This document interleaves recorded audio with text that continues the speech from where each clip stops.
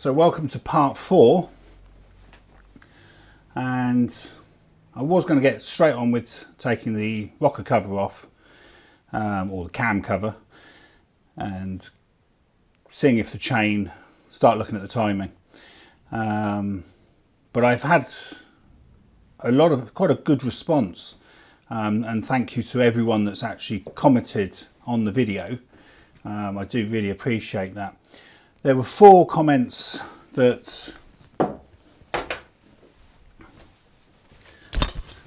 I probably should have demonstrated in the last video, which I didn't. Now, easy start. I have got some, and I did try it. But I haven't really got enough now to show that in the video. So my wife has kindly gone off to Aberystwyth to go and get me 3 cans of Easy Start. So then I'll have a go at that and just try it again with Easy Start and perhaps put a bit more in. It's been suggested I use an oscilloscope to compare the crank and cam sensors. Very good idea. Don't have an oscilloscope and don't as yet have it up here to work that out. That would be a very sensible thing to try. Faulty oil temperature sensor. Now, I didn't realise they actually had oil temperature sensors, but I did look up, and they do seem to be on a few Peugeots, an oil temperature sensor. And this chap was saying that basically, if the sensor is faulty, it can be over flooding the engine. So he said there could be enough petrol in there already because it's been flooding it, and it won't start because of that. And I thought, yeah, that's a fair point. I was thinking of Canada and Russia, but where that might be the case. But no, it does seem to be that those said, I've never come across that. So he's suggesting take the fuel pump fuse out, try turning the engine over, and seeing if that works. I suppose that's a bit similar to using Easy Start. And then I also got a message about the throttle position sensor. Apparently there's sort of like a B reading and a primary reading, so there might be 2, and possibly it was out of sync. So again, that might be a reset job if that is the case, or try disconnecting the pedal, see if that makes any difference. So I think it would be wise to at least try and run past these before I do anything else, and then if nothing comes of these, carry on with where I was. So, but thanks a lot for all the comments.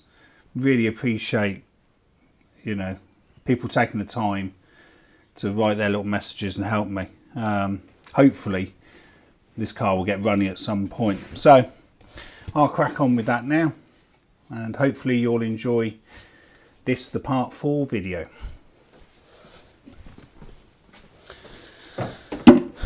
Okay, this does seem somewhat wrong, this.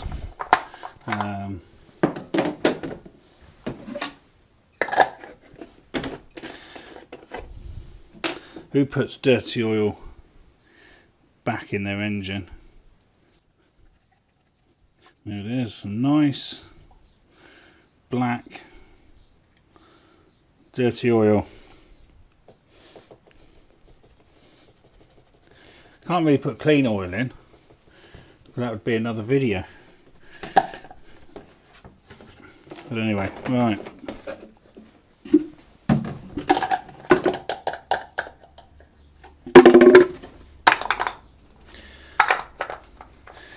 Okay, so it's got oil again. So I'm removing fuse 5, which is supposed to be the fuse for the fuel pump. But then I can hear the pump in the fuel tank still buzzing away, lifting fuel. So I'm a bit concerned over that. So where's the fuel pump go? Where's the fuel pump go? I mean, I know there's a pump on the engine.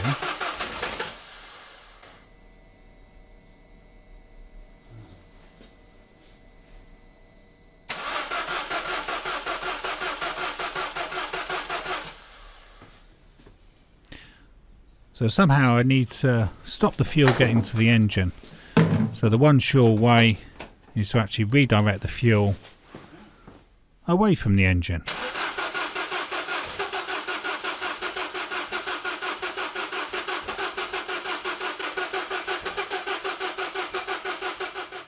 It's almost trying to start with no fuel.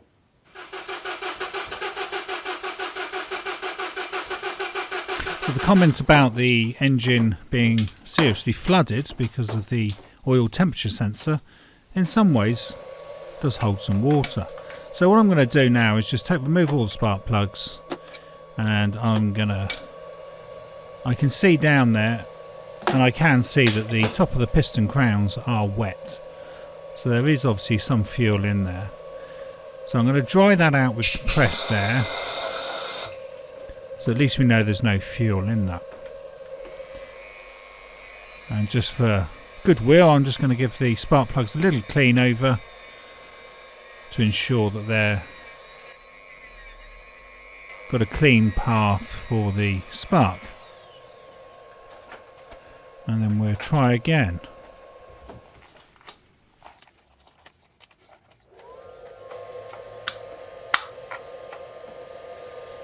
So the cylinders are now dry and clear of any petrol, and I have an easy start delivery. Do you want me to give you a hand to try and start it, or should I go and do what I need to do? No, cheers. Well, you could turn it over. Alright. Is the key in it? Hang on. I've got to...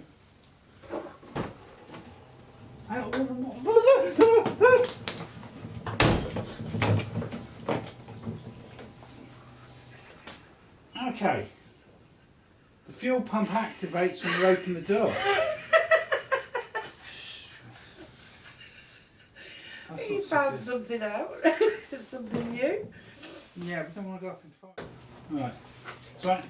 So is the key in it? Yes. Right.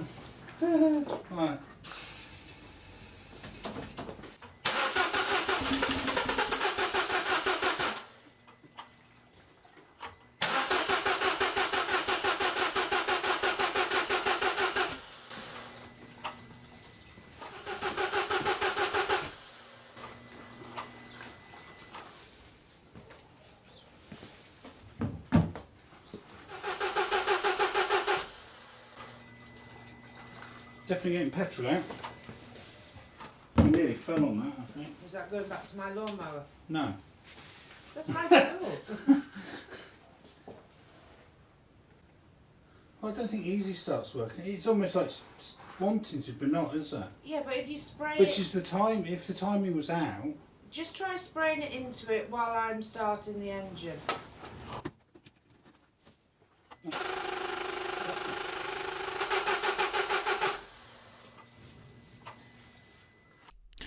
I will now disconnect the wiring plug to the accelerator pedal.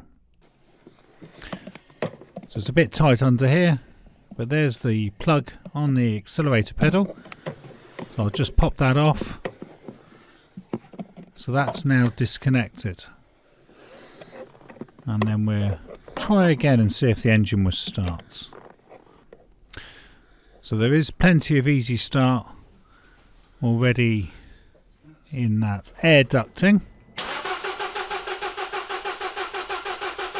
but sadly it's still not going to fire. I'll put a bit more in there. Still nothing. And then I'll pop the connector back on again and give it another go. Still nothing. So I'll put everything back together now. So fuel pipe back on for one last go.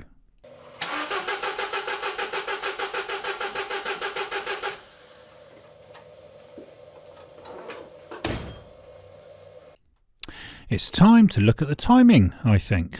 So just before we do remove anything, there are some ducting that we need to remove. And they're pictured here. One of them is the turbocharger air outlet union, and the throttle housing inlet intermediate union, those need to be removed, and that gives us access then to the cylinder head cover. So for this I'm just going to use an 8mm socket and whip these two Jubilee clips off so we can remove the ducting. Now this ducting goes from the turbo down into the intercooler at the front of the car. So these two bolts are 10mm, and now that piece of ducting should come away quite nicely, like so. So we can then put that to one side. Now I've just noticed that there's an earth wire there that seems to be trapped under that plastic, and if I take a close-up view of that on the right hand side of the screen now, you would have thought that wire would have gone down the channel. So that makes me wonder if somebody's not had this off before, which would be a bit concerning. And yes, that is confirmed. We've got some blue sealant, so somebody's been here before. I've just noticed this bolt here isn't tight either, and the lifting eye at the back on the left is completely loose. So using 8mm socket, we need to undo the two Jubilee clips at each end, and 10mm for this one. And this pipe goes from the intercooler to the throttle body, which is at the back of the engine. And we just need to disconnect this connector here, pop that off. And as I undo this, I can smell easy start. So I definitely put plenty of easy start in. Give that slight twist there, and off it comes. Absolutely stinks of easy start. So that's what it looks like.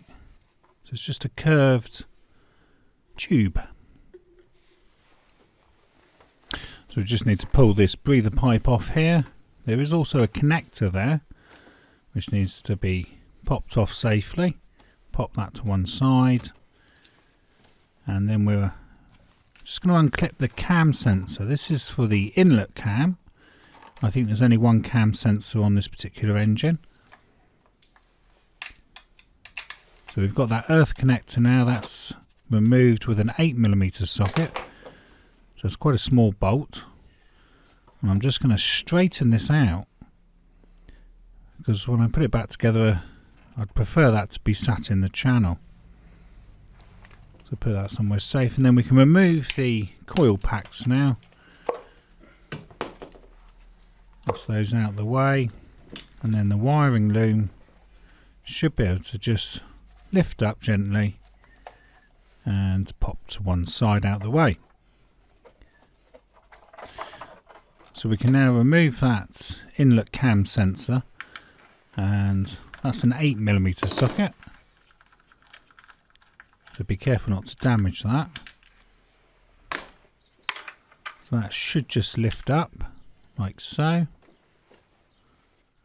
And then we've also got the breather pipe at the back of the engine on the left hand side, and that seems to squeeze in and lift off. Possibly looks broken, that. So before removing the head cover, it might be worth just noting the 13 10mm head cover bolts as shown in this photo. And with the cover off, we can actually see that two bolts on the right hand side are actually longer than the others, and there is also a couple of little ferrules there that could easily get lost. And I think this one shows the one-way valve for the PCV system. So I'll speed most of this up. This is just the process of removing the 13 bolts. In the end I just use the air ratchet, which does speed things up quite nicely.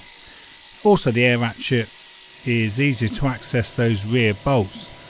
So these are the two long ones, and I notice there's considerable sealant on this bolt, obviously when somebody else has previously been working on the engine.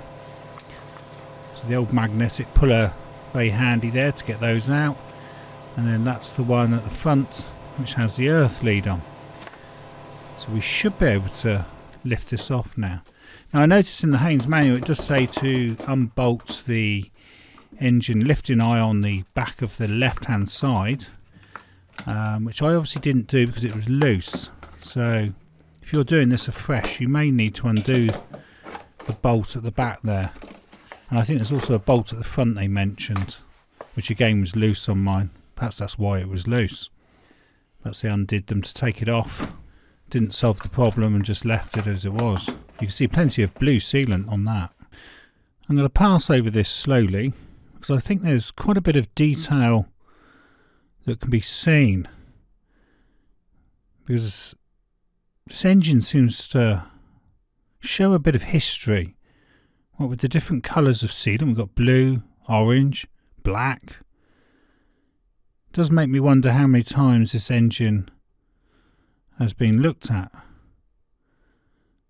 The cams do look a little bit scratched, and we've got little bits of debris stuck to things. So that's the inlet cam now at the back. I think it's seen better days. So getting ready to lock the flywheel. So to check the timing, I do need to rotate the crank and put a locking pin in on the flywheel. So we just jack the car up, pop this driver's wheel back off, and we can rotate the engine. Now to rotate the engine it's going to be easier with the spark plugs out, so using a 14mm socket, as we've done many times, we'll just remove these spark plugs. Now I do notice there's a very strong smell of easy start, and the spark plugs do appear to be still quite wet. So I'm just going to turn the engine now because I want to paint two parts of these cams. So I've used a bit of metal marking dye, the yellow stuff, and I've just painted the curved parts because the other three sides are all flat, which is where the locking tool goes. So to check the timing, the pistons all need to be at the same level. In theory you probably only need one for cylinders 4 and 3 because the other two will obviously correspond, but for the sake of this video I'll pop one in each channel so that you can see exactly what happens as I rotate the crankshaft. Okay, so I'm going to rotate the crank using an 18mm socket, and then we can watch the cams and those 4 brass rods. And as we see, the cams rotate at half the speed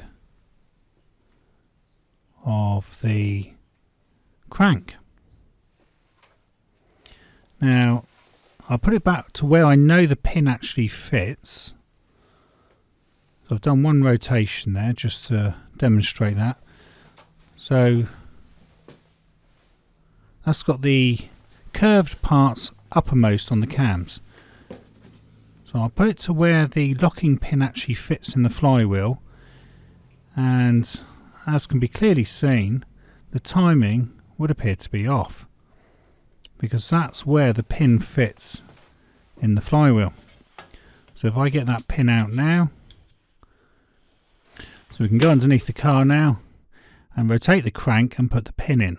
Now I've put a photo here because I had great difficulty actually finding that hole, because you can rotate the crank and the pin will hit the webbing, but that means it's only locked in one direction. It's got to go inside the hole that's at the 6 o'clock position.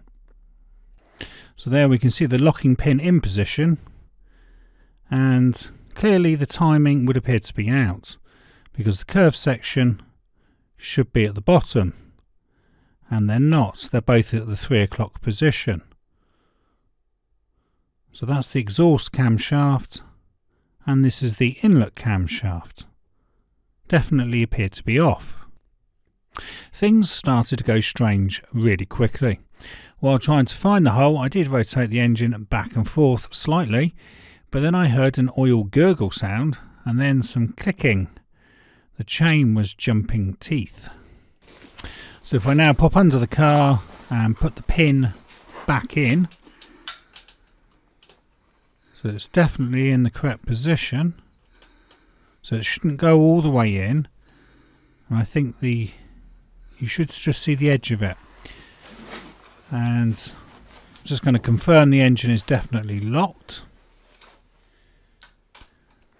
So the gurgling sound I heard was probably the oil being squirted out of the tensioner for the chain, because they do say never rotate the engine backwards. I didn't think I rotated it much. I thought it was only slightly, just to try and align the pin, but clearly things are now completely off in the opposite direction. So we are getting ourselves in a bit of a pickle here. Another mistake I might have made was it mentioned putting a 27mm spanner on the intake cam and making sure it was either hard left or hard right. Well, it didn't move when I pushed it left, but when I tried it right, it seemed to adjust the timing again. You've been watching removing the head cover on a Peugeot 207. Thank you for watching, and I hope this video helps you avoid the mistakes I've just made. This video was filmed and edited by me, Mark Savage, in April 2021, and I can be found on Instagram and Facebook under Coats and Gaiters.